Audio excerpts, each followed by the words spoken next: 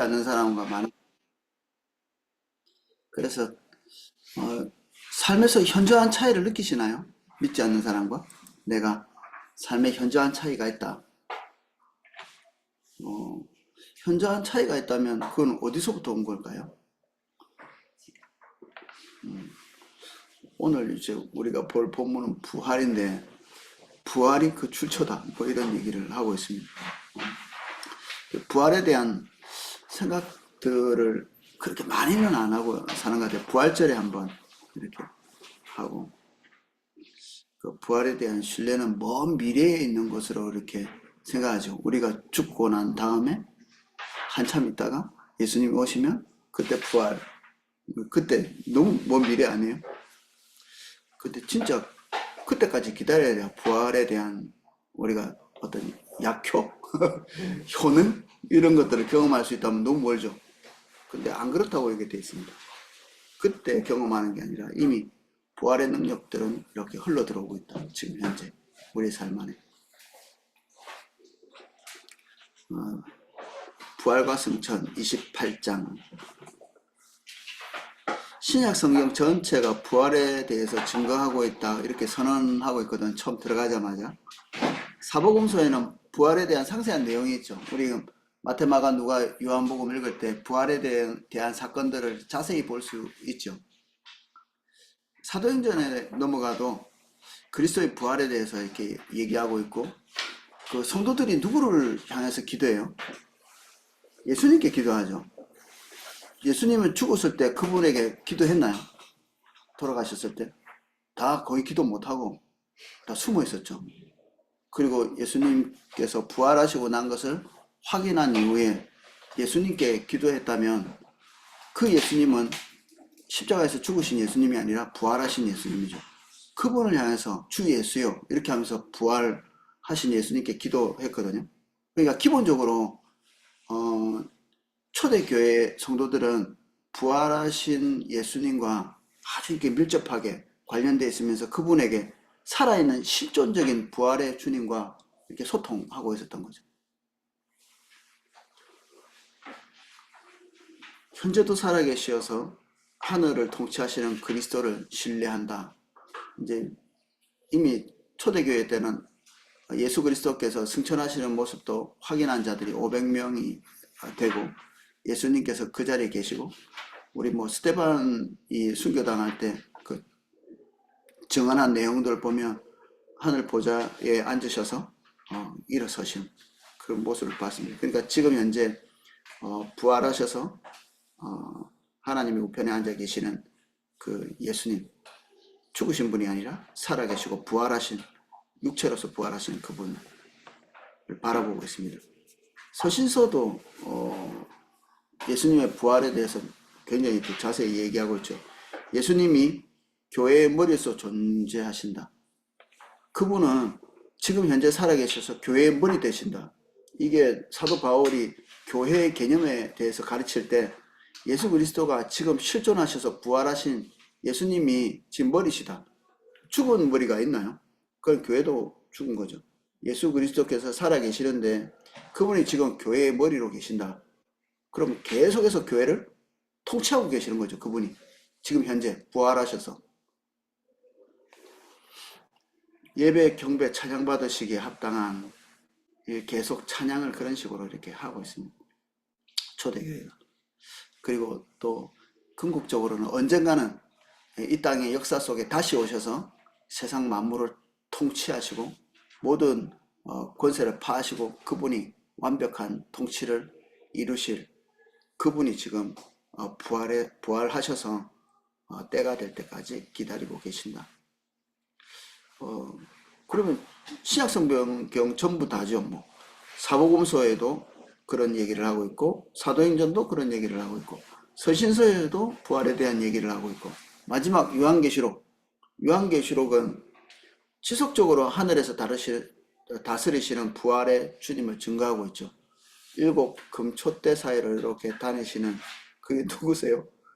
예수님이라고 이렇게 얘기하고 있습니다. 예수님. 인자 같은 이가 예수님이죠. 그리고 언젠가는 원수들을 정복할 것이고 영광 중에 다스리실 그리스도에 대한 예언을 하고 있습니다. 오실 예수 그리스도, 마라나타 주 예수여 어서 오시옵소서. 그분은 부활하셔서 실존해 계시는 예수님이죠. 그러니까 신약 성경 전체가 부활하신 예수 그리스도와 관계를 맺거나 찬양하거나 높이거나 그리고 그분이 오실 것을 기대하거나 그러니까 꽉 차 있는 겁니다. 부활의 예수님에 대해서. 그래서 이 부활, 그러면 이 그리스도의 부활의 본질, 부활하신 예수님은 무엇이 부활했다고 우리가 여기나요? 영이 부활하셨나요? 육체의 부활을 얘기하는 거죠. 육체의 부활. 우리 160쪽 넘어왔습니다.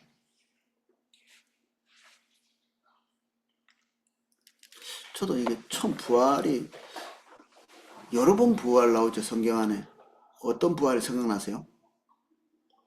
그 엘리야가 어떤 아이를 죽은 아이를 살렸죠. 그 위에 올라가가지고 막 기도하고 또 몸이 이렇게 차가워지는지 따뜻해지는지 이렇게 측정하고 다시 그 위에 올라가서 그러니까 나중에 죽은 아이가 재채기를 막 하면서 이렇게 깨어나고 이렇게 하죠.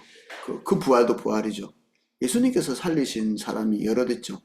과부의 아들 청년, 이게 살았고, 여기 이제 우리 본문에 나오는 나사로, 죽은 사람이 살아났다. 그것도 우리가 알고 있는 부활인데, 예수님의 부활과 차이가 있나요? 예. 어떻게 차이가 있죠? 그렇죠. 이게 그냥 생존하게 된 겁니다. 그냥 이전처럼, 죽기 전처럼. 그나마 부활하고 나서도 죄에 대해서 자유로울 수 없었을 거고, 질병에 자유로울 수 없고, 죽음에 대해서도 자유로울 수 없었죠. 다시 죽었다. 누가 농담삼아 2번 죽이는 일이라는데, 부활은 어떤 면에서 2번 죽음이 있는 거죠. 한 번 죽고 또 죽음. 이 하나님께서 우리의 삶을 새롭게 하시고 부활케 하실 것에 대한 증거로서 이렇게 기적을 베푸셨지만 예수 그리스도께서 부활하신 것처럼 완전한 부활은 아니었던 것 같습니다. 예수님이 부활하신 부활의 육체와 나사로가 부활한 부활의 육체는 다른 육체인 것 같다.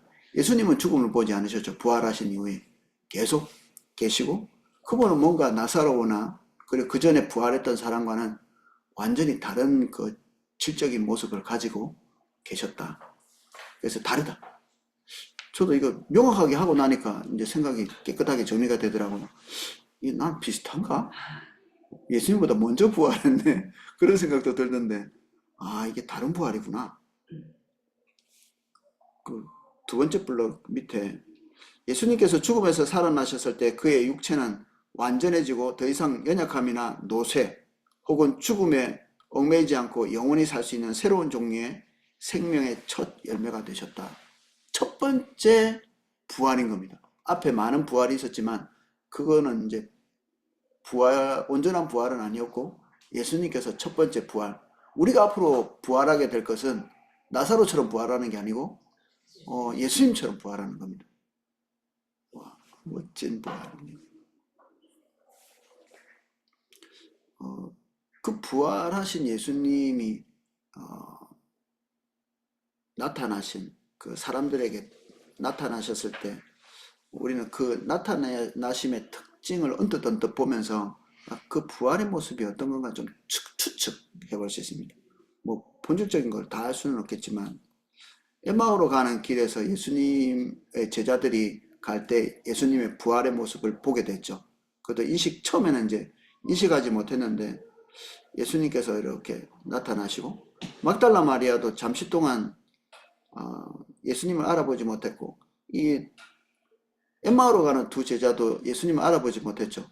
둘 다 예수님을 즉각적으로 알아보지 못했다는 것은 똑같지는 않았던 거죠. 예수님께서 십자가에 달리시기 직전까지 가지고 계셨던 육신적인 모습하고 완벽히 똑같지는 않았던 겁니다.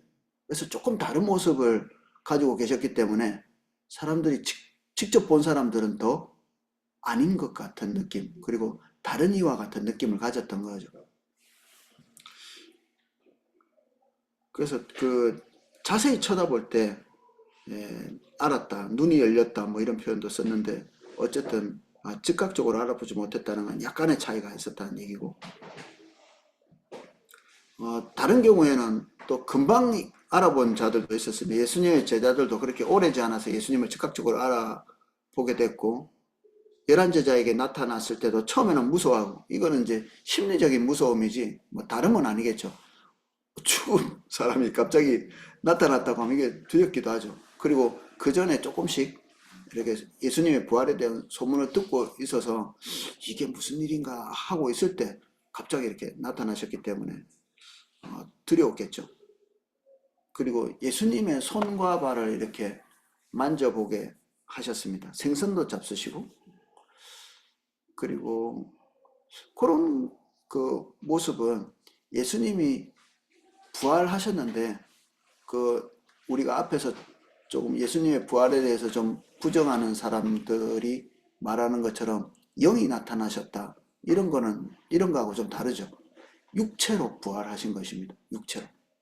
영적으로 부활해야 좀 더 신령한 것처럼 생각되는 시대에 그런 주장을 하는 사람도 있었는데, 안 그런 걸 볼 수 있죠. 영이 우리 제사 지낼 때 사실은 영이 오는데 귀신이 음식을 먹는다고 생각하고 다 이렇게 차려놓고 이렇게 하잖아요. 우린 제사 많이 지내가지고. 또 따라오시는 분들도 있어요. 귀신, 우리 할아버지 할머니 모시고 오시는 분들, 귀신들, 그 사람들을 위해서 그 문 밖에 또 차려놔요. 이게 드시고 많이 드시고 가세요. 우리 작은 아버지가 맨날 이렇게 인사하셨어요. 많이 드시고 가세요. 이렇게. 예, 안 먹죠. 그대로 있습니다. 다 결국 우리가 다 먹습니다. 저는 제사날이 제일 기쁘더라고요. 맛있는 거 많이 먹고. 어렸을 때는 잘 모르니까 아무도 귀신이 와서 그걸 먹는 것 같지는 않습니다. 예수님께서 드셨을 때는 영이 와서 드신 게 아니라 실제적으로 그 음식을 섭취를 하신 거죠. 직접 떡도 구우시고 생선도 드시고, 그리고 육체를 이렇게 보여주신 거예요. 봐봐, 이렇게 여기 상처 있지? 그 내가 육체를 가지고 너희들 눈앞에 있다는 걸 증명하신 거죠. 영이라는 것을 증명하신 건 아니고 육체로 오셨다는 걸 증명하신 겁니다. 약간의 외모 차이가 있고, 그리고 누가 보더라도 같은 분이라는 것을 알 수 있는 이런 연속성, 이 다른 면이 있고 연속성이 있고, 누가 봐도 알아볼 수 있는 알아봄이 있고, 누가 봐도 좀 다른 것 같은데 하는 이 두 가지가 부활의 모습에서 있습니다. 우리도 그렇게 부활하게 되겠죠. 딱 보면 최호영 목사인 것도 알고 김기옥 성도님이라는 걸 딱 아는 거죠. 부활하고 난 다음에. 근데 똑같지는 않은 거죠. 그때는 노쇠함도 병든 것도 죄에 매여 있는 것도 없고 완전한 모습으로 부활하게 될 텐데, 이제 그걸 좀 어느 정도 인식할 수 있는, 이 땅에 있을 때 누구셨구나, 누구였구나라는 걸 인식하게 되는. 어떤 책에 보니까 부부가 또 만났는데 부부였던 걸 아는 그,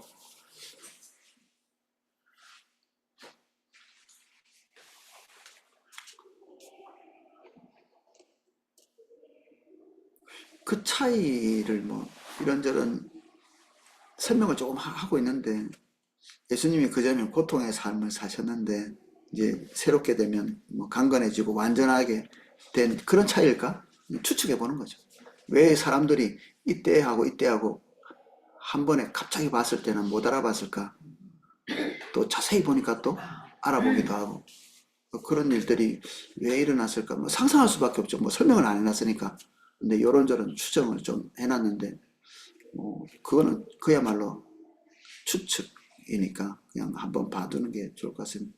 161쪽 한 중간쯤에 그런 여러 가지 추측들이 있습니다. 영광스러운 몸, 썩지 않고 영광스럽고 강하고 영적인 몸이라는 표현을 썼죠. 이게 뭔지 정확하게 잘 알 수가 없는데, 영적인 몸, 하나님 앞에 섰을 때 쓰러지거나 견디지 못해서 넘어지거나 그렇지 않는 영광스러운 몸, 예배드릴 수 있고 하나님을 대면할 수 있는 그런 육체 같습니다. 아무리 경건하게 산 사람도 천사의 메시지를 듣고 사흘 동안 죽은 자 같이 누워 있었다. 하나님을 대면한 모든 사람들이 다 느낌을 어떻게 가지냐면 죽게 되었다, 이렇게 견디지 못하는 거죠. 육신을 가지고. 근데 우리가 새롭게 영광스럽게 된 몸은 그렇게 되지 않을 것이다.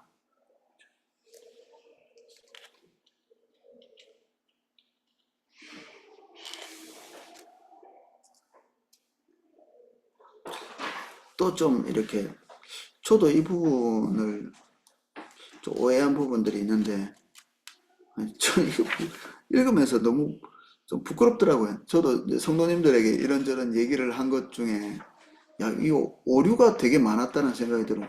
예수님이 갑자기 나타나셨죠. 그 문이 잠겨 있는데 그 집안에 제자들이 모여 있는데 나타나셨어요. 어떻게 나타나신 거라고 추측하세요? 벽을 뚫고 쑥 이렇게. 그거 말고 무슨 상상을 해볼 게 별로 없는데 사실은 벽을 뚫고 나타났다 이런 구절이 없죠. 그냥 우리가 그냥 추측하는 겁니다. 어떤 식으로 들어오셨는지 모르겠는데 어떻게 문이 잠겨 있었는데 그냥 들어오셨어요. 그게 어떤 식의 나타남인지 잘 모릅니다. 베드로 같은 경우에는 뭐 옥에 갇혀 있을 때 천사가 문을 열어줬죠. 그게 뭐 어떻게 다른 식으로 연 게 아니라 그야말로 천사가 나타나서 물리적으로 잠겨 있던 문을 열어서 했어요. 예수님은 누가 문 열어준 사람도 없는 거야. 그냥 들어오신 거지. 그러니까 이제 우리가 상상을 이렇게 해보는 거죠. 어떻게 들어오셨을까? 상상을 해보는 겁니다. 부활체는 막 이렇게 막 뚫고 들어가나 이렇게? 그런 생각도 해볼 수도 있는 거고. 근데 여기서 이제 우리가 그렇게 단정적으로 이렇게 얘기하기 어렵다 이런 얘기를 하고 있습니다. 왜냐하면 부활의 육체가 그런 것을 막 뚫고 다닌다 이런 증언이 없으니까. 이렇게 예수님이 그런 것들을 뭐 이렇게 쇼하듯이 보여준 것들 학습의 필요가 있었으면 분명히 이렇게 그렇게 하셨겠죠. 봐봐, 이 손을 이거 보여주셨잖아. 이거 확실히 믿어야 되는 거니까. 근데 내가 벽 뚫고 지나가는 거 잘 봐라 하고 이렇게 들어왔다 나갔다 이렇게는 안 하셨기 때문에 그냥 우리 여러 가지 추정은 하지만 그거를 다른 사람에게 얘기하거나 뭐 이렇게 하는 거는 좀 곤란한 문제라는 거죠. 확실히 믿는 사람들도 있는 것 같아요. 확실히.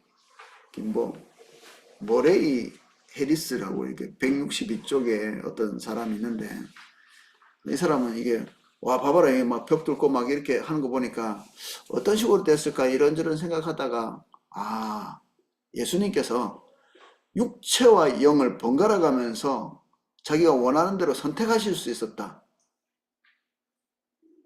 어떨 때는 육체로 뿅 했다가 이제 영으로 뿅 하시고 뭐 하나님이니까 못할 일이 뭐 있겠나 싶은데 그렇게 되면 좀 문제가 되는 게 뭐냐면 육체로 되셨을 땐 영이 아니시고 영이 되셨을 때는 육체가 아니신 겁니다. 그럼 예수님의 모습이 부활하신 육체로 오셨다는 것 자체가 어떤 한순간에 부정이 되는 거죠.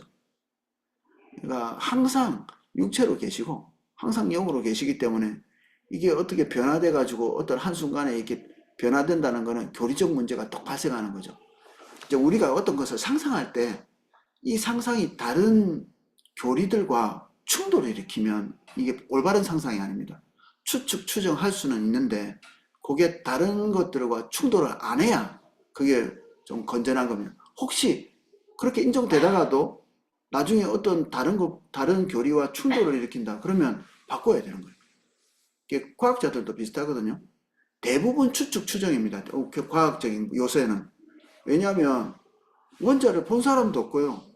그리고 원자보다 더 작은 그 미시의 세계를 본 사람이 없는데 여러 가지 나타난 특징들을 보고 이럴 것이다 저럴 것이다 추측해요. 그럼 그렇게 추측한 것이 맞는지 안 맞는지를 알려면 이렇게 됐을 경우에는 이런 현상이 나타난다는 것을 사람들 앞에서 이렇게 공유하고 어떤 실험을 해가지고 그런 특성이 나타나면 실제로 보지는 못했지만 다 같이 인정하는 겁니다. 아, 저 사람이 추측한 게 맞아 하고 박수치고 노벨상 주고 이렇게 하는 겁니다. 그러니까 실제로는 본 적은 없어도 모든 사람이 다 동의하고 충돌을 일으키지 않고 다른 지금까지 나온 그 물리적인 법칙들과 충돌하지 않을 때 사람들이 인정하는 거죠. 아, 받아들일 만해 라고 인정하는 겁니다. 성경 안에서 뭔가를 추측, 추정하는 게 완전히 없어야 된다. 본 것만 믿어야 된다. 이러면 좀 곤란한 일이 생깁니다. 우리가 하나님의 세계, 뭐 영적인 세계를 다 아는 것도 아니니까 그럭저럭 추측하는 것들이 다른 것과 충돌을 일으키지 않으면 그냥 수용하고 받아들이고 가는데, 이렇게 이제 요 머레이 해리스처럼 다른 것들과 충돌을 할 때 요거는 받아들이기 좀 어렵죠. 예, 이거는 보류하는 겁니다. 상상은 자유인데 요것들 가지고 사람들과 공적으로 나눌 수는 없다는 것입니다. 그래서 이 머레이 해리스의 생각을 길게 얘기하고 있지만, 예, 조금씩 뛰어넘어서 그렇습니다.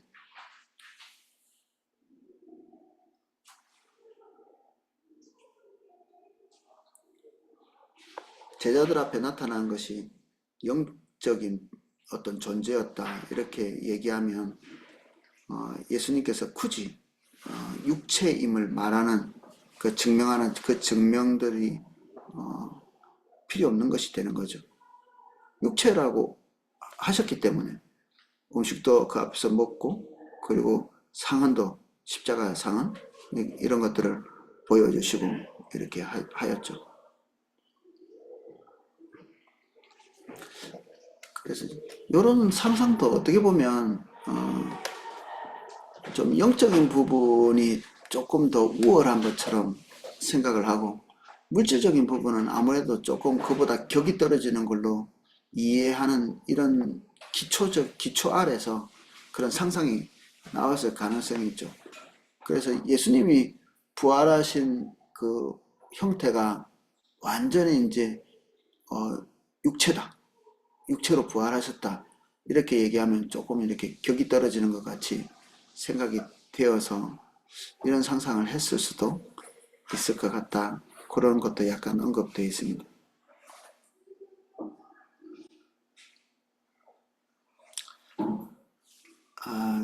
제자들이 있는 곳에서 갑자기 나타나신 사건도 뭐 벽을 뚫고 안 들어와도 이런저런 다른 방법도 생각해 볼 수 있다, 뭐 그런 내용도 기록해 놓고 있습니다. 근데 뭐 이것도 다 추정에 불과하고 우리는 그냥 있는 대로만 수용하는 게 안전하다.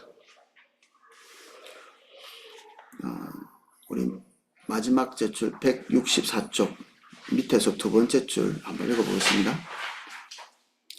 예수님의 부활하신 몸의 본질을 논함에 있어서 예수님께서 나타났다가 사라지셨다는 구절보다 훨씬 더 결정적인 것은 예수님이 음식을 드실 수 있고 만져질 수 있는 살과 뼈가 있는 육체를 지니고 계셨다는 것을 보여주는 구절이다.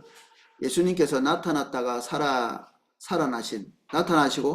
살아나신 구절과 달리 이게 사라지신, 못하겠다.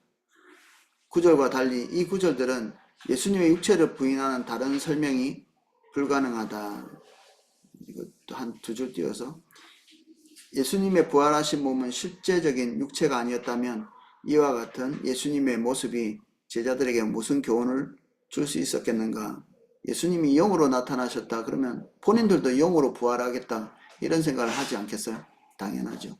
육체로 부활하셨다 그러면 본인들이 가지고 있는 이 육신이 어느 시점에는 영광스러운 육신으로 변하게 될 거다 이런 기대를 할 수 있겠죠. 예수님이 첫 열매라면. 그러니까 예수님의 첫 열매가 무엇인지 아는 게 너무 좋은 샘플이죠. 딱 그 샘플을 알아야 우리도 그렇게 될 거기 때문에 기대를 할 수 있는 거죠.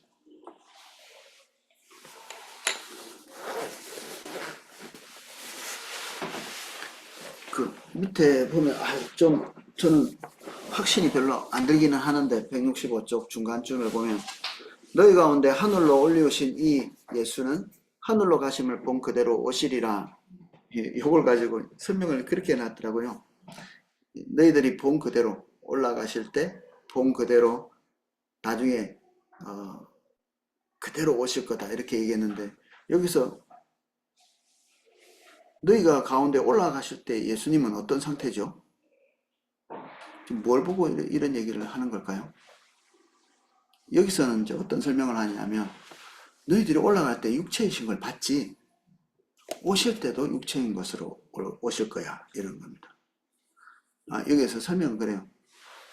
근데 저는 원래 이 본문을 그렇게 생각을 안 하고 있어가지고, 원래 설명은 그냥 이렇게 올라가신 것처럼 이렇게 내려오신다는 행동적인 걸로 이해를 했는데, 이분은 이제 그렇게도 설명할 수 있다. 뭐, 생각해 보니까 그렇게도 가능할 거는 같아요. 아, 육체로서 하늘로 올리셨는데, 육체로서 다시 오실 때도 여전히, 그래서 뭐, 그럴듯한 설명이다.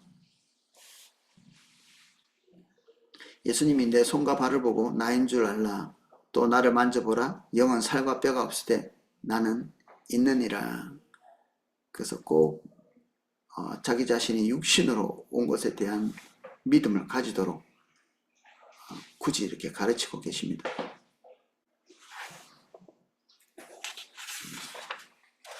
조금 뛰어넘어가겠습니다. 166쪽.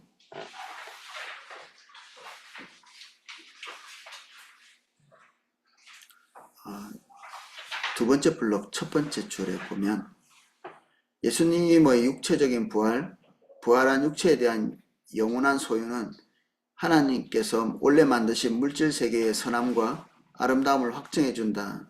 하나님이 그 지으신 모든 것을 보시기에 심히 좋았더라.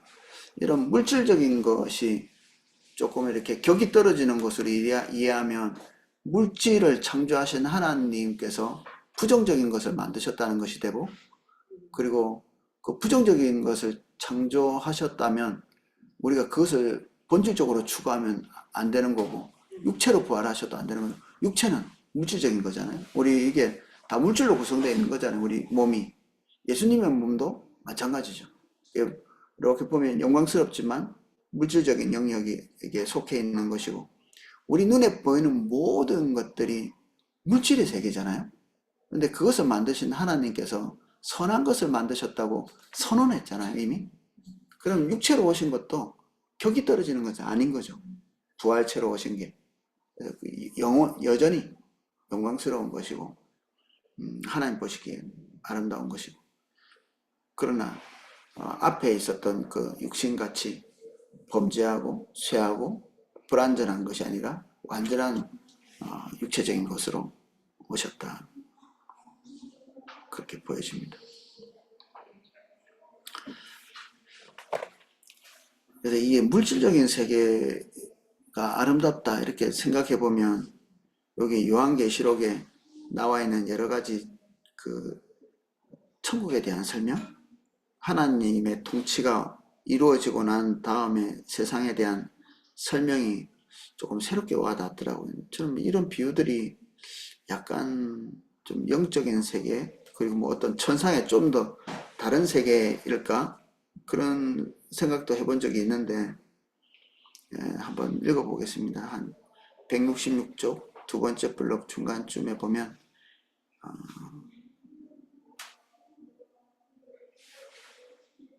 하나님이 만국의 영광과 존귀를 가지고 그리로 들어올 것이고, 하나님과 및 어린 양의 보좌로부터 나서 길 가운데에 흐르는 수정과 같은 생명수의 강이 있을 것이고, 강 좌우에 생명나무가 있어 12가지 실과를 맺히되 달마다 그 실과를 맺힐 것이라.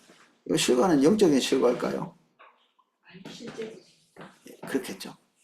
예, 그럴 겁니다. 열매가 맺히는 겁니다, 실제로. 선악과도 실제적으로 뭔가가 있었을 것이고, 생명나무의 실과도 영적인 뭐 어떤 존재가 아니라 실제적으로 있었겠죠. 그래서 먹고 섭취하고, 그리고 선악과도 상징적인 어떤 과일이면서도 먹으면서 그 지정에 그게 뭐 마법을 가진 건 아닌데, 그거는 하지 말라고 이렇게 명시를 해놓은 그걸 위반한 거죠. 그 의미가. 여기에 생명나무, 그리고 흐르는 물, 이런 것들도 어떤 영적인 세계로 그냥 치환해서 생각하는 게 아니라 실제적으로 하나님께서 물질의 세계를 새롭게 하신 그런 것으로 나타납니다. 수정같이 맑은 생명수 본 적 있으세요? 예. 전 부산에 살다가 바다를 못 보니까 처음에는 죽을 것 같더라고. 바다가 없는 세상에서 사는구나. 근데 어떤 성도님이 바다 보러 가자고 이렇게 하는데 인천에 데려갔는데 바다가 아니었어요. 왜 바다가 검은색이지? 냄새 엄청 많이 나고 그 내가 알고 있는 기대하는 바다는 그 비트가 다 보여야 돼. 그때까지만 해도 부산이 좀 깨끗했는데 지금은 부산도 만만치 않아가지고 저 제주도나 우도쯤 가야 밑에가 환하게 보이는 그런 바다를 볼 수 있는데 그런 것들 되게 보고 싶더라고요.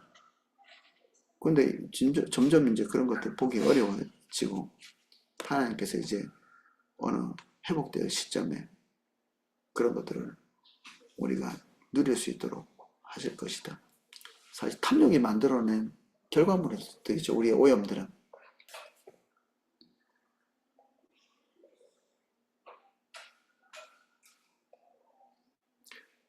하나님 보시기에 심히 좋았다고 하는 그 상태, 우리의 육체도 자연 만물도 그렇게 될 날이 올 것이고 우리의 육체는 부활 때 그렇게 될 것이다.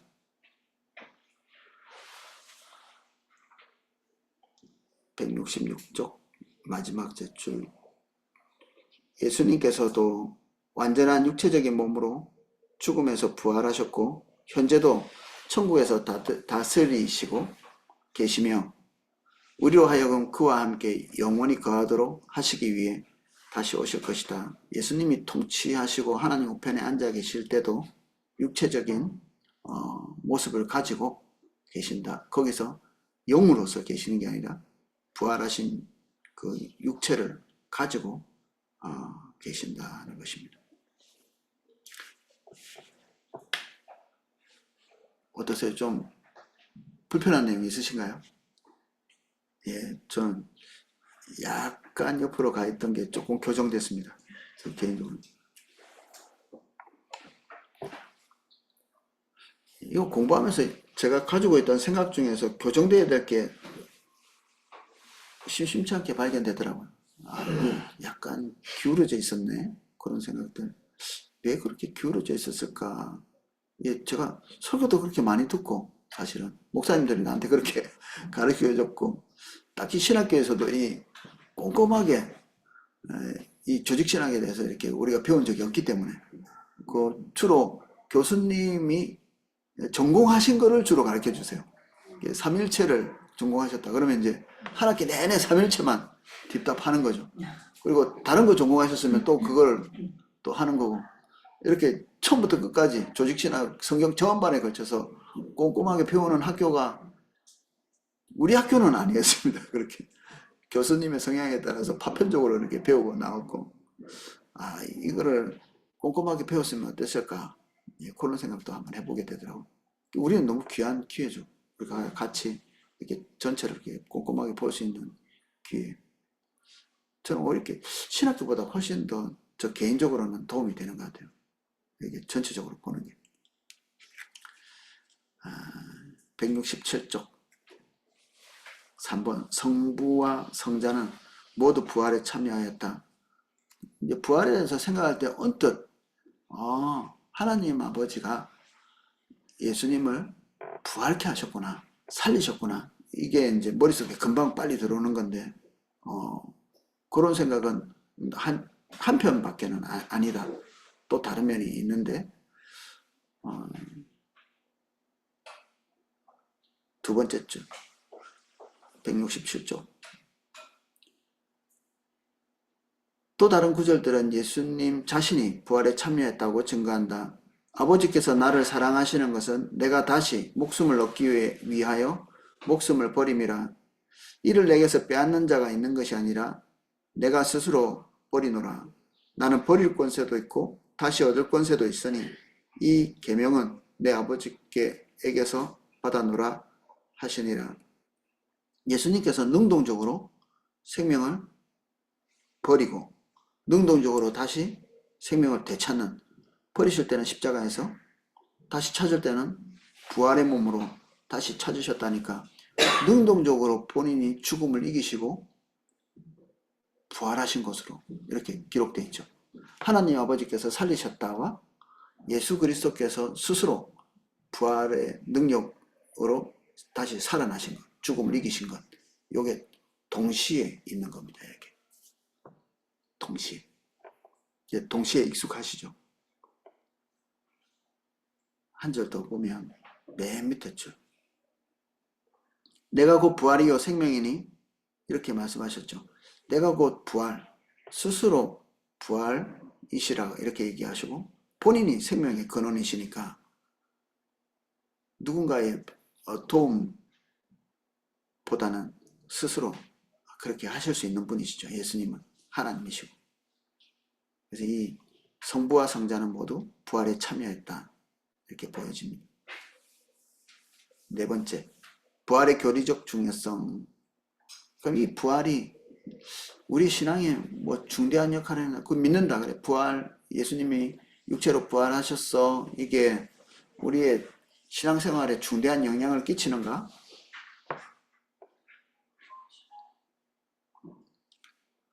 베드로의 이야기를 읽어보겠습니다. 첫 번째 줄에 예수 그리스도의 죽은 자 가운데서 부활하심으로 말미암아 우리를 거듭나게 하사 산 소망이 있게 하시며 예수 그리스도께서 부활하신 것처럼 우리도 다시 부활하게 될 이 소망이 우리의 신앙생활을 든든하게 지탱해주는 큰 기둥인 거죠.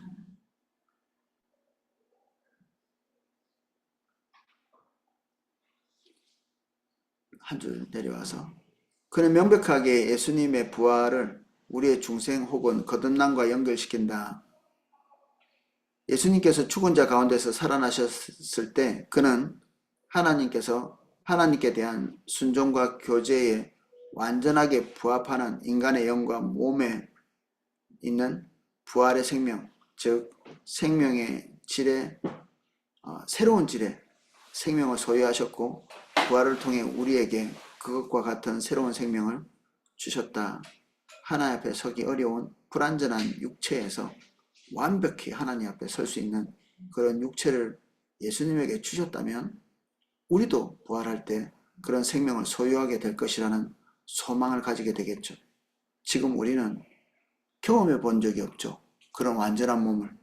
우리는 연약하고 죄짓고 노쇠하고 병들고 그리고 한계에 머무르고 있는 가장 절박한 순간에도 제자들은 잠을 잤죠. 자지 말아야 될 순간에 잠을 자고 오판하고 그럴 수밖에 없는, 우리가 그리스도인이 될 때 새로운 부활의 생명을 온전히 다 받는 것은 아니다. 그러나 우리의 영혼 가운데 우리는 새로운 부활의 능력으로 다시 살아난다. 먼 미래에 그날이 올 거야 라고 기대하지만 아직 그때가 되지 않았는데도 그 부활의 능력이 우리에게 스물스물 흘러 들어오는 거죠. 부활의 능력이. 그리스도께서는 맨 마지막 줄 두 줄 읽습니다. 그리스도께서는 그의 부활을 통해 우리가 거듭날 때 받게 될 새 생명을 우리를 위해 이루어 놓으셨다. 168쪽입니다.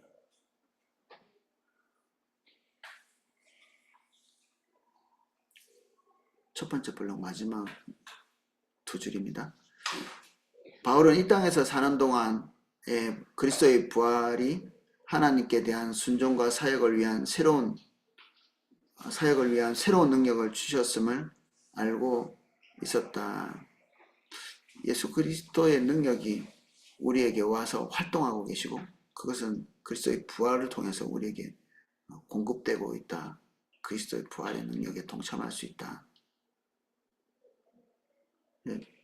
한참 고민이 됐습니다.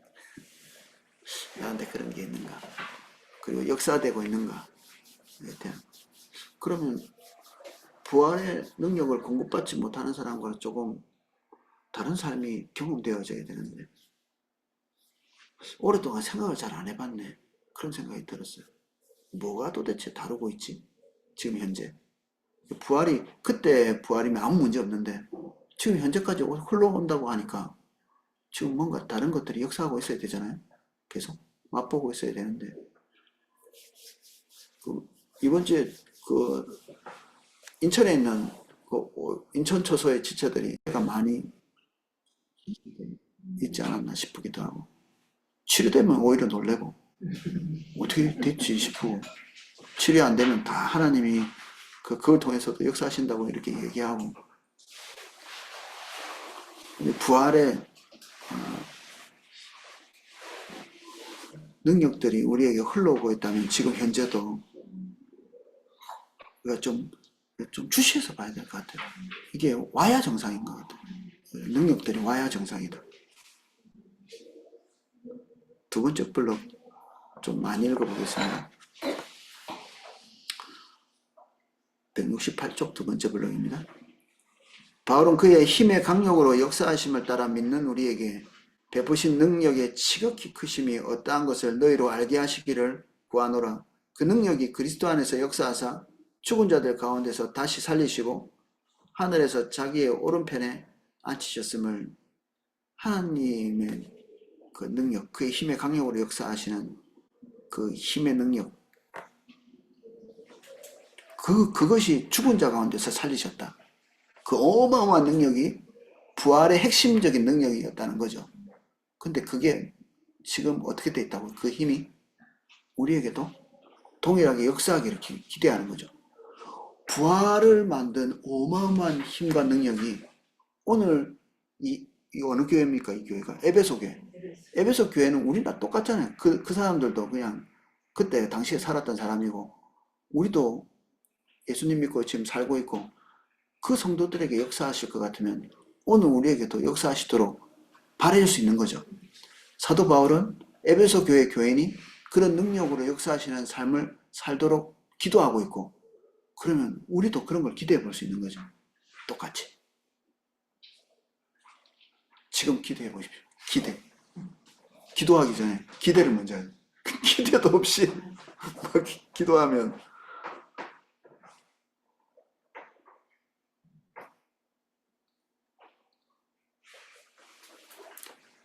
계속 읽겠습니다.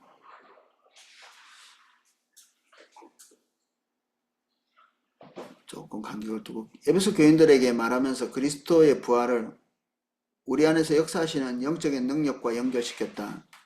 여기서 바울은 하나님께서 그리스도를 죽은 자 가운데서 살리신 그 능력이 우리 안에 역사하시는 것과 같은 능력이라고 했다. 또한 바울은 그러므로 우리가 그의 죽으심과 합하여 침례를 받음으로 그와 함께 장사되었나니, 이는 아버지의 영광으로 말미암아 그리스도를 죽은 자 가운데서 살리심 같이 우리로 또한 새 생명 가운데서 행하게 하려 하심이라. 우리는 차후에 부활하게 될 것이지만 오늘 우리는 그러한 새로운 생명이 활동하고 있기 때문에 우리는 그 안에서 지금 행할 수 있는 상태다. 지금 현재가. 이거는 사기칠 수가 없죠. 왜 사기칠 수가 없냐면 증명될 수 있다고 얘기하잖아요. 각자에게. 이게 안 될 수 있다 얘기하는 게 아니라 이런 그 능력이 너희 가운데서 확인될 수 있는 거라 얘기하고 있기 때문에, 이게 임상적으로 증명하기 위해서 애쓰고 주목해서 보면 발견하고 자기 속에서 이렇게 발견할 수 있는 거죠. 이와 같이 너희도 너희 자신을 죄에 대하여는 죽은 자요 그리스도 예수 안에서 하나님께 대하여는 산자로 여길지어다. 이전에 육신대로 사는 이 죄의 영역에서 이것들을 극복하고 넘어설 수 있는, 이게 대수롭지 않게 여겨지는 것으로 이렇게 살아갈 수 있는 죄. 한 10년 전, 20년 전에 우리의 상태는 어떠세요? 다시 돌아가고 싶으신가요? 30년 전 이렇게. 언제 처음 예수님 믿으셨어요? 그 시점에 갓 예수님 믿었을 때 여러분들이 악정고퇴했던 내용들을 한번 상상해 보십시오. 교회를 다니고 있는데 불신자처럼 불같이 화내고, 불신자처럼 싸우고 다투고 원망하고 불평하고, 그리고 마음에 심란하고, 이런 것들이 잔뜩 있었던 그런 시점.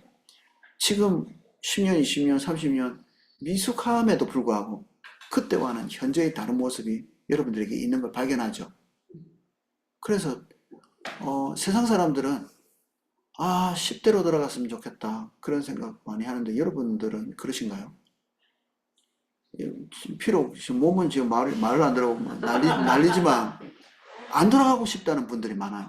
왜냐하면 그때 무지하고 미성숙하고 그때 누리지 못했던 안식, 평안을 지금 넘치도록 누리고 있기 때문에 안 바꾸네.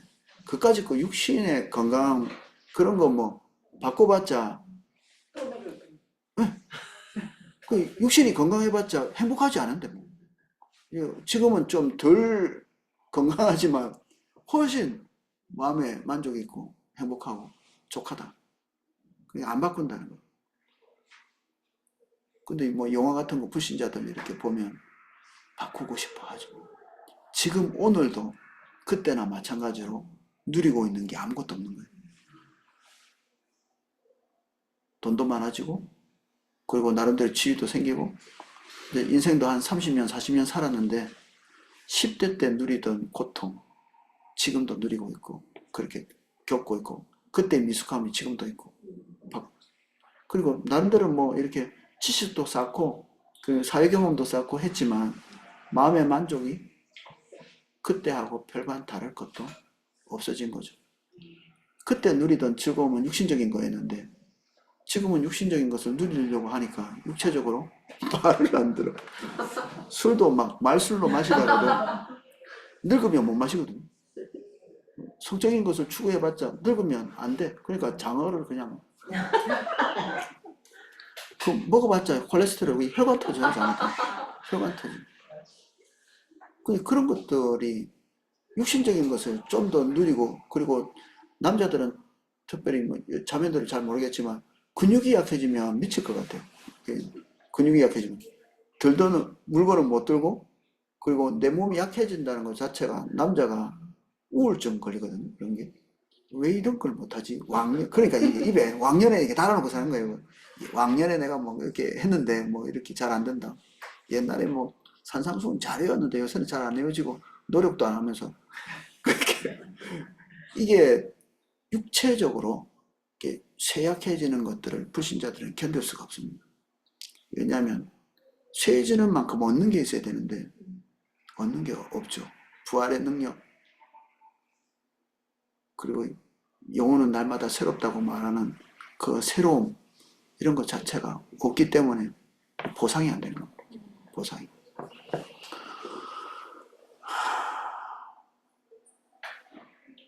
그래서 우리 성도님들이 위대한 겁니다. 이게 안 바꾼다. 젊은 것과 안 바꾼다.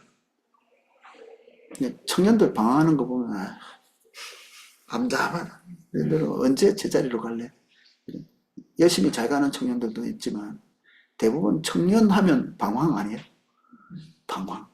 청년과 방황이 붙어 있죠. 이렇게. 뭔가 열심히 하는 것 같은데 제 길로 가지 못하는. 그게 눈이 어두운 거예요. 어디로 가야 될지를 모르는.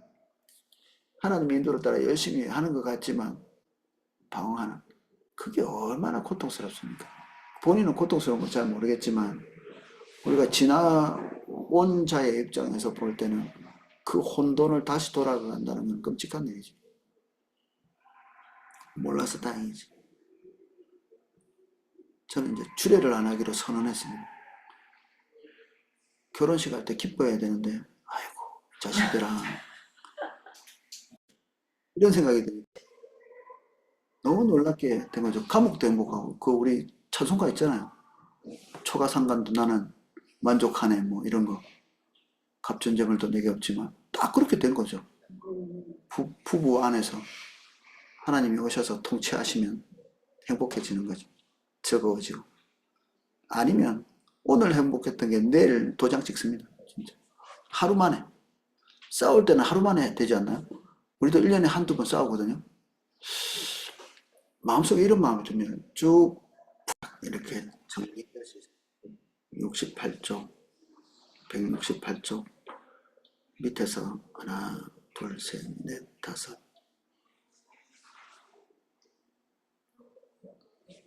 여섯 번째 줄부터 우리를 그리스도 안에서 산자로 보았다. 우리 안에 있는 이와 같은 부활의 능력은 비록 우리가 이 땅에 사는 동안 완전할 수 없지만 우리의 삶 속에 남아있는 죄를 점점 더 물리치게 만드는 능력을 포함한다. 죄가 우리를 주관하지 못하리니. 로마서. 죄가 우리를 주관하지 못하죠. 죄 지을 수는 있는데 지속하기는 대단히 어렵습니다. 엄청 불편하죠. 엄청 불편해요. 그리고 하나님의 임재도 없고 찬양도 안 되고 설교도 안 들리고 그래가지고 얼마나 버틸 수 있어요. 인내심을 발휘해서 할 수도 없지만 인내심을 발휘해서 참는다고 생각해 보세요. 죄를 짓고 그 뒤에 결과물들을 우리가 알고 있잖아요. 어떤 일이 일어나는가. 그거 오래 못 가요. 진짜 하루 버티면 장사지. 다시 회개하고 돌이키고 하나님 뜻대로 갈게요 하고 결정할 수밖에 없고, 그리스도인은 어쩔 수 없습니다. 하나님이랑 같이 동행할 수밖에 없는 우리 운명은 죄를 오래 끌고 가는 것은 가능하지 않다. 오래 끌고 가는 것은.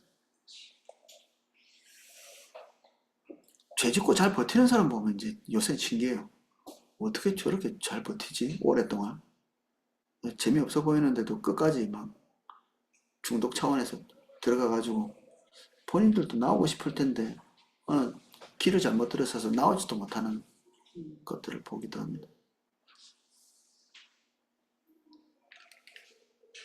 이 부활의 능력은 또한 천국의 사역을 위한 능력도 포함된다. 예수님께서 그의 제자들에게 오직 성령이 너희에게 임하시면 너희가 권능을 받고 예루살렘과 온 유대와 사마리아와 땅끝까지 이르러 내 증인이 되리라. 성령이 임하시면 너희가 권능을 받고 예루살렘, 유대, 사마리아 땅끝까지 내 증인이 될 것이다. 하나님의 증인, 그리고 예수 그리스도의 증인이 되는 것은 초월적인 영역이죠. 어떤 사람도 우리의 설득으로 예수 그리스도를 알게 되지 못합니다. 그런 일은 일어나지 않습니다. 호모사피엔스들은, 우리 육신적인 인간들은 영적인 것에 관심 가지지 않습니다. 육신적인 것만 알지. 그리고 인생을 허무하게 느끼지도 않고 어떻게든 이 땅의 삶을 조금이라도 존속시키기 위해서 부단한 노력을 하죠. 거기에다가 돈 투자하는 거 아끼지 않습니다. 불로 추구하러 다닌 그 사람처럼 요새도 그렇게 하거든요. 어떻게 해서든지 생명을 연장하려고 하는, 이 땅에 있는 생명을 연장하려고 하는 건데, 우리는 권능을 받고 예수 그리스도의 복음을 전하는 것은 그 영역과는 완전히 다른 영역이죠. 다른 영역, 다른 세계이고, 누가 거기에 관심을 가집니까? 아무도 안 가지지. 근데 하나님의 권능이 그것을 하게 하는 거죠. 완전히 다른 세계, 차원이 다른 세계, 차원이 다른, 이게 무슨 말이죠? 차원. 차원이 뭡니까?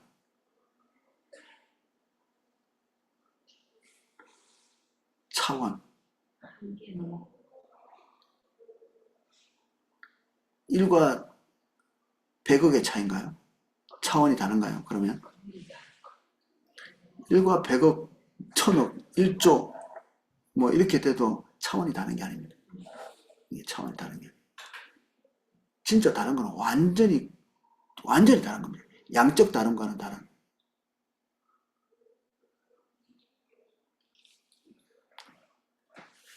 옛날에 그 1차원, 2차원, 3차원, 4차원 뭐 이런 거 설명을 조금 했었는데, 어떻게 보면 면만 있는 세계, 이게 면만 있는 세계와 공간이 있는 세계는, 면도 무한히 넓어질 수 있죠.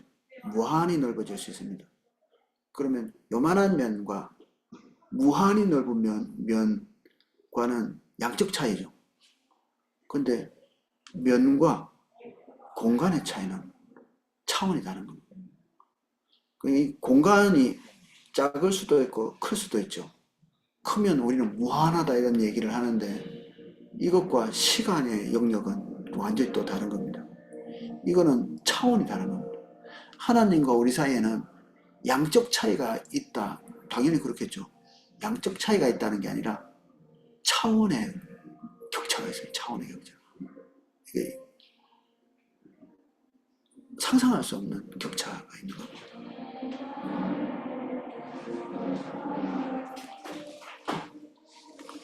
168쪽 밑에 네. 전국의 사역을 위한 능력 마지막에 이렇게 있지 않습니까? 네.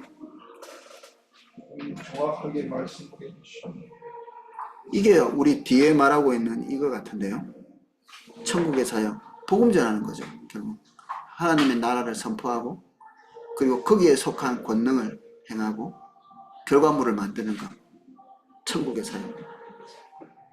천국의 개념 우리가 엘들레드 그 강의 많이 들었잖아요. 하나님의 통치가 임하도록 하는 것. 근데 그게 육신적으로는 안 되는 거죠. 이게 초월적인 겁니다.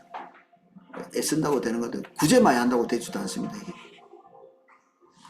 우리 저기 예수님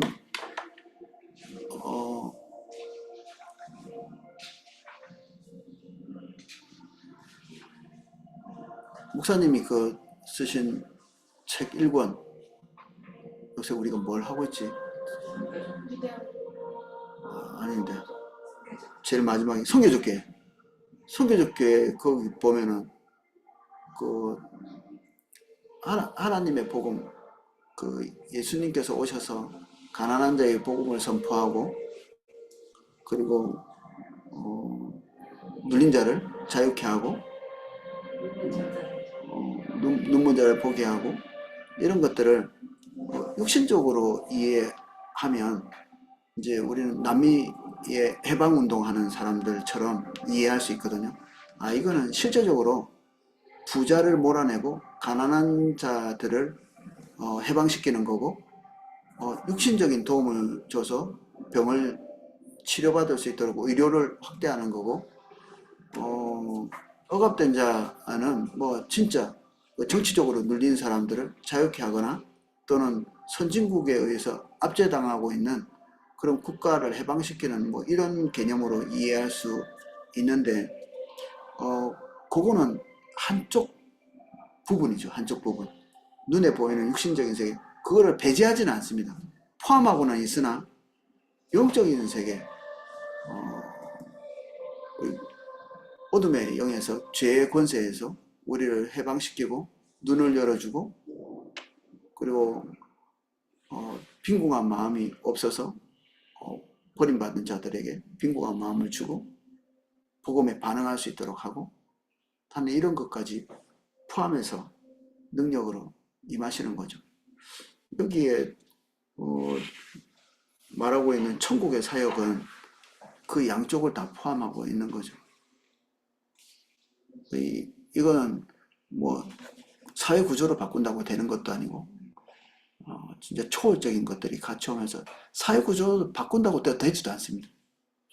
이 사회 구조 바꿔가지고 이렇게 시간 지나면 그 악행하는 놈들이 바뀐 사회 구조에서 또 그 짓을 또 하잖아요. 그러니까 그것은 힘이 아닙니다. 힘이 아닙니다. 공산주의 그 사람들 빗대가지고 조지 오웰인가 사람이 동물농장처럼 돼지떼들이 사람들의 폭압에 견디지 못하고 싹 그냥 사람들을 몰아내고 거기를 이제 통치하기 시작하는데 나중에 시간 지나니까 사람하고 똑같은 짓을 하고 있는 돼지들이 그게 공산주의만 그런 게 아니고요. 우리가 사회를 한번 개혁해 보겠다고 하는 그 사람들도 똑같은 형태로 될 수밖에 아프리카도 지금 그렇고 남미도 그렇고 똑같은 그래서 근본적으로는 초월적인 힘이 오지 않으면 인간의 근본적인 것을 바꿀 수 없고 하나님의 능력이 오지 않으면 이런 일이 일어나지 않습니다.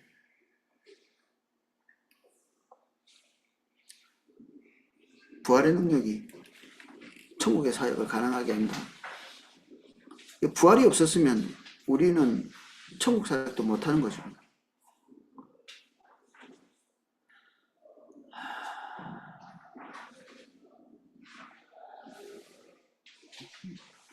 이와 목사님, 같은 복음을 전하고 기적을 행하고 원수의 대적을 물리치는 강력하고 새로운 능력은 그리스도인들의 삶을 특색 있게 만드는 새로운 부활의 능력의 일부분으로 특색 있다는 표현을 썼네요.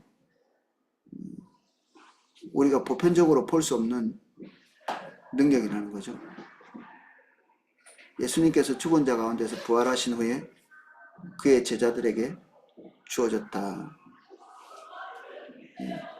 우리 성도님이 새벽기도 마치고 와가지고 자기 집이 너무 좋아가지고, 왜냐면 교회하고 너무 가까워가지고 왔다 갔다 하시면서, 하나님 이 집 너무 좋은데 저 주세요 이렇게 한마디 기도했는데, 그 집 주인이 빚이 많아가지고 이게 경매로 넘어가 버렸어요. 그래서 모든 사람이 다 쫓겨나게 생긴 거고, 돈도 못 받고 다, 이 사람들을 다 구원할 수 있는 방법, 이제 기독교인이니까, 자기도 이제 자기 돈 찾아야 되지만, 여기 있는 사람들도 돈을 받고 나가든지 아니면 쫓겨나지 않게 할 수 있는 방법은 자기가 그거를 매입하는 건데 돈이 없잖아요. 근데 일단 매입하셨어. 이게 일단 매입하시고 그 사람들을 이제 하나씩 다 설득한, 내가 당신 돈 떼먹지 않고 반드시 갚아줄 거고 쫓아내지도 않고 할 거라고. 거기에 있는 두 가족이 교회 다니기 시작했어요. 그 책임지는 거, 그 하나 때문에. 그 불안에서 벗어나게 해주는 거. 자기들은 처음 본 거죠. 누가 그렇게 하겠어요? 아무도 그렇게 하지 않지. 내쫓아도 되거든요. 그 자기 이득을 생각한다면. 자기 그 의무가 없나 봐. 의무가 있어야 되는 거 아닌가 원래? 내쫓아도 되나 봐요. 근데 그렇게 하지 않고 끝까지 그걸 책임지는. 그 중에 한 사람은 너무 사람이 공격적이고, 그 주변에 막 마을에 소문이 날 정도로 그 자매인데 모든 사람과 싸우는. 근데 자기가 그 사람의 그 어떤 퍼붓는 이런 것들을 계속 받으면서 너무 불쌍한 마음이 들더래요. 이렇게 얼마나 사랑을 못 받고, 얼마나 그동안에 누군가 이렇게 대접해 주는 걸 못 받았으면 그랬을까 하는데, 그 막 푸대접을 받으면서 이게 눈물이 나더래요. 이렇게 특별한 일이죠. 푸대접 받으면 같이 멱살 잡고 싸워야 이게 자연스러운 거 아니에요? 근데 그분은 제가 그렇게 했을 것 같아요. 그분의 심성이 원래 그래. 결국 지금은 어, 그분도 지금 돈 주고 빌려서 그분 내보내고 그분 나가고 싶어요. 그 밑에 1층 집은 또 1층 집대로 그대로 이제 머물러 있고, 예, 계약 다 연장하고, 본인도 지금 이제 넉넉한 상황은 아니죠. 자기도 이제 빚을 이렇게 지고 있고, 기도 많이 하고 있어요. 자기 저기 물려받은 쓰러져가는 뭔가가 해결되면 그 해결된다고 이렇게 하는데, 제발 빨리 되기를. 근데 하나님 왜 빨리 안 해주시지? 저는 그런 것도 좀 궁금해요. 하나님이 딱 그때쯤 되면 딱 뭔가 이렇게 사이다 같이만 딱 이래 해주면 간증거리 되고 좋은데, 와, 이거 뭐 지혜지지 몇 개월씩 그 피나는 그 고생을 하면서 그 짐덩어리를 이만큼 안고 고역을 하면서 기도하면서 가고 있어요. 목사님 차ян석 중으로 차ян석에는 무슨 말씀하시냐고.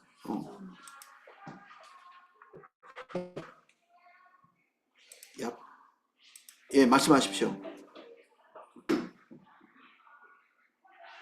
이제 잘 들립니다. 차현석 성도님.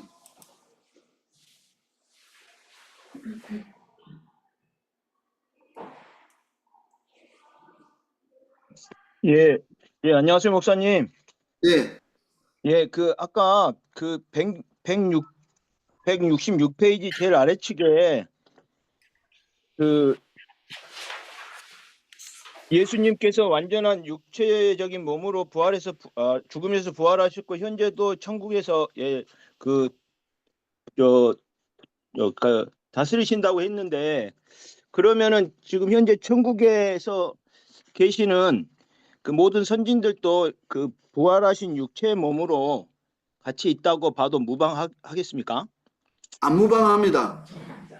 그 예수님만 육체로 부활하셨지, 그 다른 분들은 육체로 부활 안 하셨죠. 그런데 우리 부활장이라고 고린도전서 15장인가요? 거기 네. 보면 선진들이 먼저 부활한다고 돼 있죠. 순서적으로. 예, 앞서 예. 죽은 사람이 먼저 부활하고 우리는 그 다음이다 이렇게 얘기하고 있거든요. 그러니까 순서를 따라 하기는 하는데 선수는 선순인데 지금은 아니다는 거예요. 아마 이 부활의 문제 때문에 그 고린도 교회가 고민을 많이 했던 것 같아요. 부활이 없다는 사람들도 있고, 야, 부활이 누가 부활됐냐? 부활된 사람도 없는데. 그러니까 차근차근 설명하죠. 우리가 차후에 예수 그리스도 오신 날 부활하게 될 것이고, 나도 사실은 부활하고 싶다. 사실은 죽고 싶지도 않죠. 사도 바울은 아예 안 죽고 싶은 거예요. 안 죽을 수 있는 방법은 뭐죠? 예수님 오셔서 이렇게 확 변하는 겁니다. 이렇게 마지막 날에 자기가 죽기 전에 예수님 오셔가지고 이게 변화되는 거. 이게 그 전에는 어떻게 된다고 표현했죠? 장막을 벗는다고 표현했는데 이게 좋다 안 좋다? 베스트는 아니라는 겁니다. 베스트는 육체를 안 벗고 육체가 있는 상태에서 호련히 변화돼서 완전히 지금 육체가 벗는 상태가 없는 건데 지금 다들 육체를 벗은 상태로 있는 겁니다. 어느 장소에. 근데 사도 바울은 할 수만 있으면 거기 육체를 벗은 상태로 안 있었으면 좋겠다. 그래도 두 번째 차선은 뭐냐면 그래도 육체로 이 몸 가지고 사는 것보다는 예수 그리스도를 대면할 수 있는 그곳에 있는 게 낫다. 최고 나쁜 거는 지금 현재고, 그 다음 좋은 거는 이 육체를 벗고 예수 그리스도를 대면하는 게 좋고, 그 다음 최고 베스트는 내가 죽지 않고 예수님을 대면해서 호련히 우리 육체가 변하는 이게 베스트. 그러니까 예수님 외에는 부활한 자가 없습니다. 네, 알겠습니다. 큰일 날 뻔했다.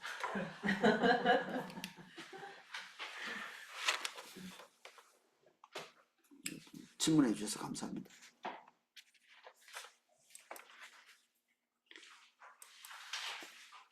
그리스도의 부활은 우리의 칭의를 보장한다. 169쪽. 바울이 그리스도의 부활을 칭의와 연결시키는 구절이 딱 하나 있다. 하나 있는 거 가지고 뭐. 근데 이게 우리에게 중요한 거죠. 우리의 범죄함으로 인하여 내어줌이 되고 또한 우리를 의롭다 하심을 위하여 살아났느니라. 부활이 왜 부활하셨다고요? 우리의 의롭다 하심. 예수님께서 죽으시면 속죄함이 되죠. 근데 부활하지 않으면 오늘 우리에게 의로움이 오지 않는,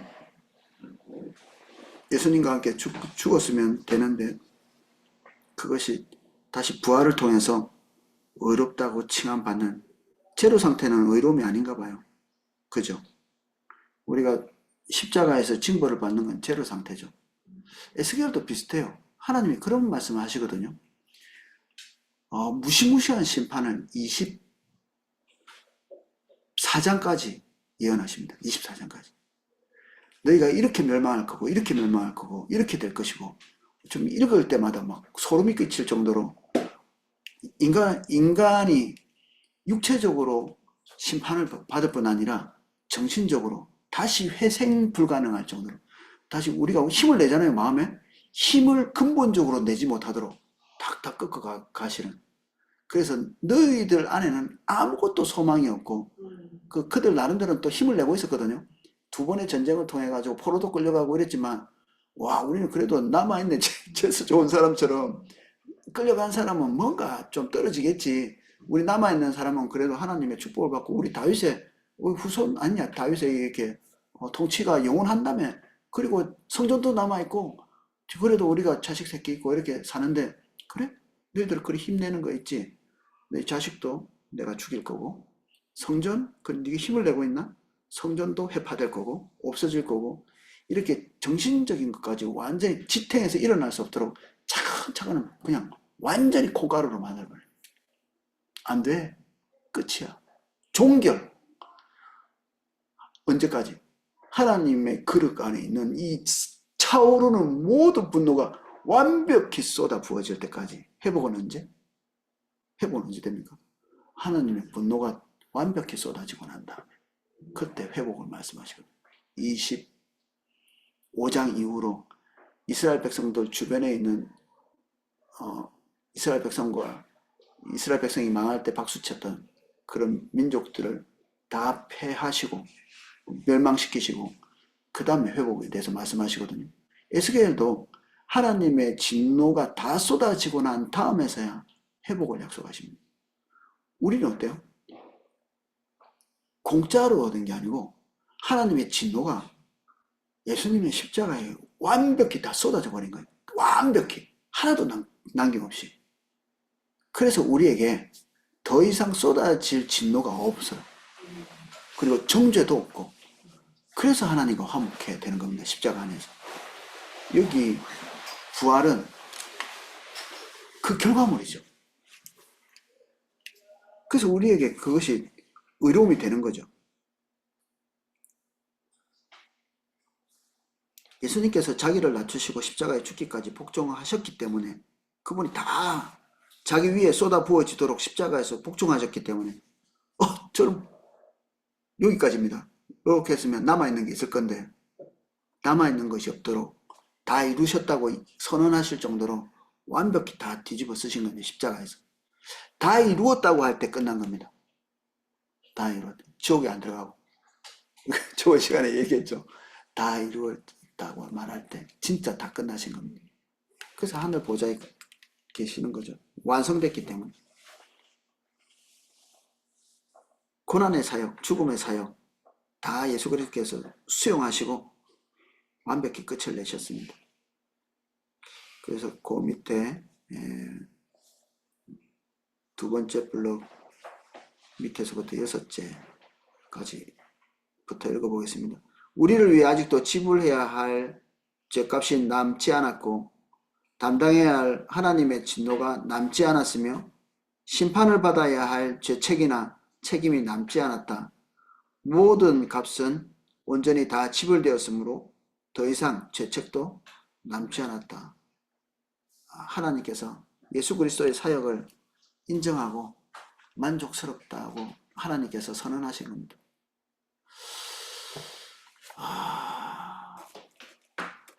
저는 되게 만족스럽습니다. 이게 십자가가 뭔지가 좀 보이는 것 같아요. 완벽히 쏟아져서 없는 거구나. 완벽하게. 그걸 선택해 주신 예수 그리스도께 감사드립니다. 누가 우리를 정죄하면 택도 없는 소리가 지금 될 것 같아요. 무슨 소리 하는 거야? 완벽히 다 쏟아져 있는데.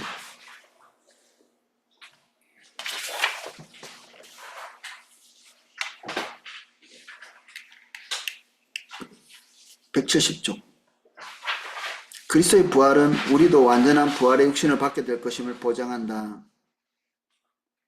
밑에 줄. 하나님이 주를 다시 살리셨고 또한 그의 권능으로 우리를 다시 살리시리라. 예수 그리스도가 첫 열매시고 우리는 동일하게 우리에게 그와 똑같은 열매들을 주실 것이다. 선언이죠. 우리가 똑같이 될 것입니다. 그러면 예수님은 십자가에서 못 박히실 때 상처가 났는데 이렇게 그리고 청자국도 있었잖아요. 부활하시고 난 다음에. 그럼 우리도 저 여기 화상이 있는데 천국 가서도 이 화상 딱 우리 와이프는 나를 구분할 때 화상 있는 거 찾겠네. 아니에요. 그게 아니에요. 이 땅에서 우리는 또 장애를 입을 수도 있잖아요. 그리고 질병 걸린 분들은 계속 거기 가서도 질병이 있어야 되고 그러는데 안 그렇다는 거죠. 예수님은 창자국이나 이 손의 못자국은 예수님의 특별한 사역을 상징하는 상징이 됐죠. 그래서 그것이 남아있는 것이고 예수님에게는 이게 치료가 안 돼서 남아있는 게 아니라 그거 자체가 예수님의 훈장이시고 그리고 예수님의 구속사역의 큰 어떤 상징물이죠.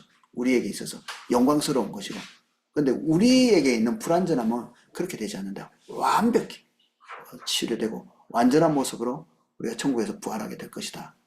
우리하고 예수님과 다른 거는 그거 하나인 겁니다. 깜짝 놀라실 수도 있었겠네요. 우리가 지금도 이런데 또 가서 또 그렇게 된단 말이에요. 옛날에 그 장애인 한 분이 뇌성마비인데 목사님이 막 부활할 때 우리는 새로운 몸을 입게 되고 그러니까 그분에게는 한이 맺히셨나 봐요. 천국 가면 나도 완전히 회복됩니까? 예수님 그때 예수님 믿고 막 부활하고 부활의 윤리적 중요성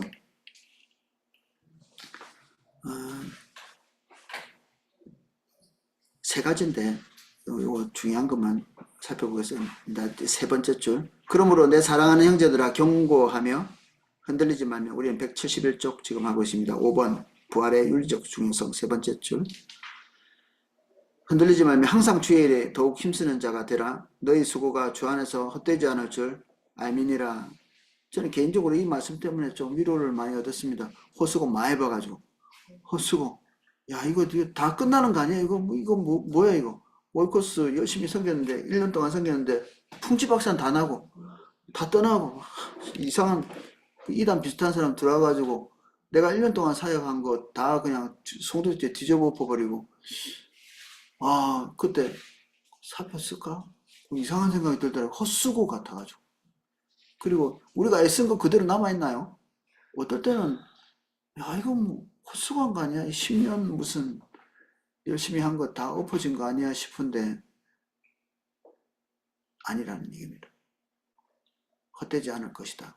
우리가 주님의 인도를 따라서 하는 이런 것들 헛되지 않을 것이다. 죽으면 어떻게 돼요? 우리가 사역한 거 다 무효로 되나? 죽게 되면 이 땅에서 한 게 무슨 의미가 있나 싶은 것들이 있죠.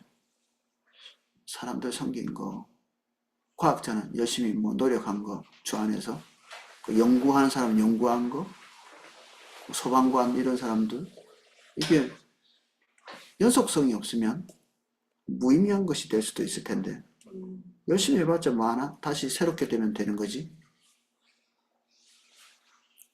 어떤 사람이 10만 원씩 적금 들어가지고 30년 들었는데 갑자기 잘못했다고 막 왜 그랬을까? 10만 원 썼어야 되는데 왜 그러냐 물었더니 100만 잔자하고 결혼했대. 근데 그런 거 비슷한 거죠. 이게 죽을 동 살동 했는데 완전한 것이 오면 우리가 했던 일은 뭐지? 근데 우리가 지금 배우고 있는 것 중에 하나님 나라 또 성교적 교회 연속성 안에 있다는 거죠. 연속성 안에. 뭔지 모르게 연속성 안에. 완전하게 될 것이지만 연속성 안에 있을 것이다. 두 번째, 부활, 중간쯤 보면 두 번째로 이렇게 되어 있습니다. 바울은 부활에 대해 생각할 때마다 천국에서의 미래의 상급을 우리의 목표로 삼을 것을 고민한다. 천국 가면 위아래도 없고 다 사람들이 평등하고 뭐 공산당인들이 말하는 것처럼 그렇게 될 거라고 생각되는데 격차가 있는 걸로 나옵니다. 격차가. 상급이 있는 걸로 얘기하죠. 상급이 있는 자와 없는 자는 누가 낫습니까? 있는 자가 낫죠. 권위가 있는 자와 없는 자는 누가 낫습니까? 권위가 있는 자가 낫죠. 10골 받은 게 낫죠. 1골 받은 것보다 그 책임을 못 맡은 것보다 맡은 것이 훨씬 더 영광스러운 거죠. 근데 격차가 있는 겁니다. 근데 뭐가 없죠? 불평이 없습니다. 항변이 없어요. 다 납득하는 겁니다. 공의로우시다. 저게 맞지? 누구도 왜 저 사람은 저렇고 나는 이렇습니다 라고 항변하지 않습니다. 완벽히 공평하셨기 때문에 누구라도 항변할 수 없을 만큼 공정했기 때문에 그래서 양적 평등은 평등이 아닌 겁니다. 하나님 나라에서는 빈익빈 부익부 이렇게 되는 거죠. 그러면 아무것도 못 받은 사람은 저 밑에서 불행한가? 아니요. 이 땅에서 아무리 영화로운 것도 천국에 비해서 비교할 바 없이 하나님의 것이 천국의 것이 영광스럽다. 그거면 됐겠네 싶은 사람도 있을 텐데 생각을 잘못하시는 겁니다. 분투에서 더 영광스러운 걸 잡아야 되죠. 이를 갈미 있으리라 이런 표현 들어보셨어요? 뭘 말하는 거죠? 후회. 어두운 곳에서. 그러니까 이게 어두운 게 지옥이 아니고요. 보면 이게 밝은 곳이 있고 이게 어두운 곳입니다. 이게 천국이 더할 나위 없이 밝은 곳인데 이 안에서 격차가 있는 겁니다. 하나님과의 거리가 있는 거죠. 그래서 이 낮은 곳에서 높은 곳을 보면서 자기들이 했던 분투가 이런 것을 결정할 수 있었을 텐데 하는 것은 후회가 있는 거죠. 후회. 천국에서도 후회는 있는 거죠.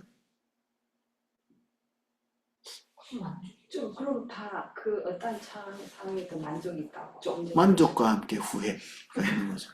그래요? 만족과 후회. 아이고 이걸로 됐지 뭐. 상급 안 받아. 내가 할 바 다 했어. 이렇게 될 리가 있을까요? 분투한 자는 분투한 영광이 있고 게으른 자는 구원은 받지만 거기에서 했어야 됐는데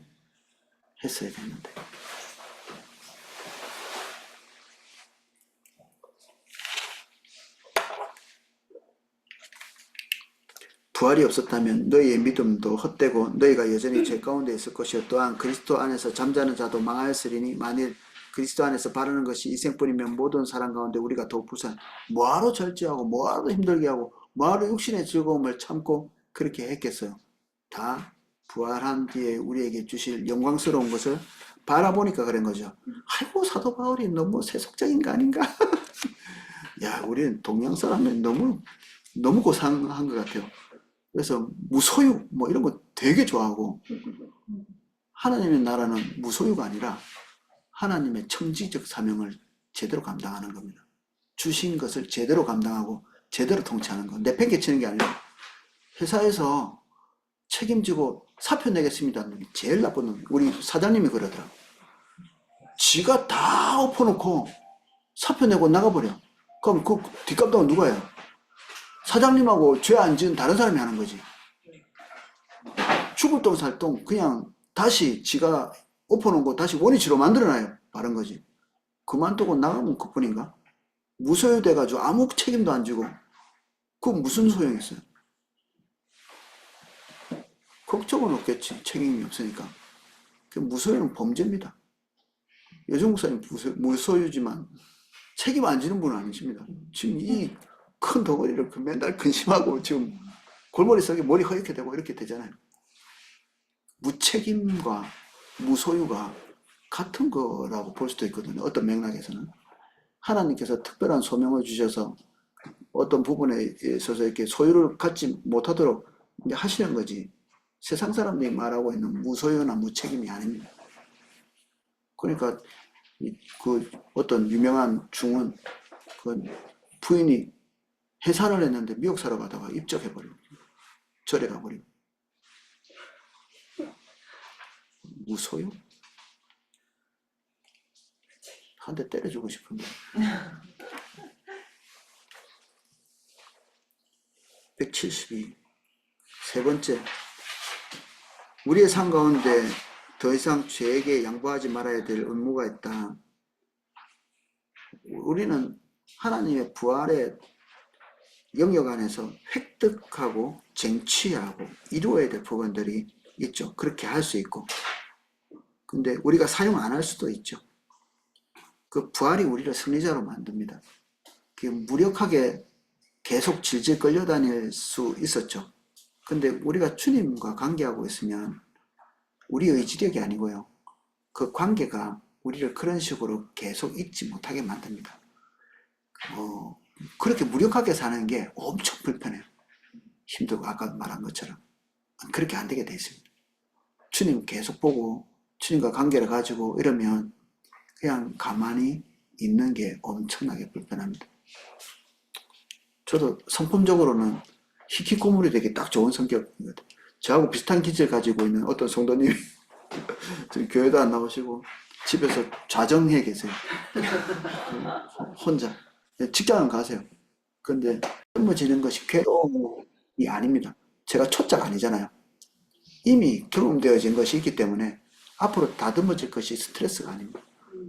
혹시 하나님께서 다듬으실 것이 있다면 냉큼 해야죠. 조금 힘들겠지. 다뤄질 때 그때쯤에.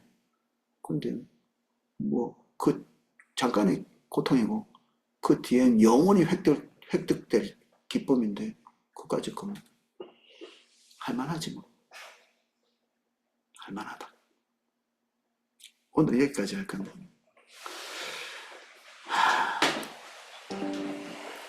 부활 천만다행 아닙니까? 부활 있는 게 주님, 감사치 못할 것이 없습니다. 우리의 삶 안에 이미 너무 큰 은혜가 우리에게 있기 때문에 십자가가 있었고 부활이 있었고 우리는 그 속에 영역 안에 들어와 있기에 나머지 문제는 티끌처럼 작습니다. 우리는 일희일비할 사람들이 아니라 범사에 기뻐하며 즐거워하며 영광스러워하며 우리의 산적한 문제를 풀기 위해서 몸부림치는 삶이 아니라 주님이 우리에게 제시하시는 표대를 향해 나갈 자들입니다. 영광을 향해 갈 수 있도록 도와주십시오. 생존을 위해서 사는 것이 아니라 영광을 위해 살게 해주세요. 해피엔딩을 기대하는 것이 아니라 영광스러운 엔딩을 기대하게 해주십시오. 새 목표, 새 목적, 새 은혜, 새 능력 맛보게 해주십시오. 더 많이 우리의 삶을 엽니다. 활짝 엽니다. 넉넉히 이기게 해주십시오. 예수님 이름으로 기도합니다. 아멘. 할렐루야. 네, 방송을 마치겠습니다.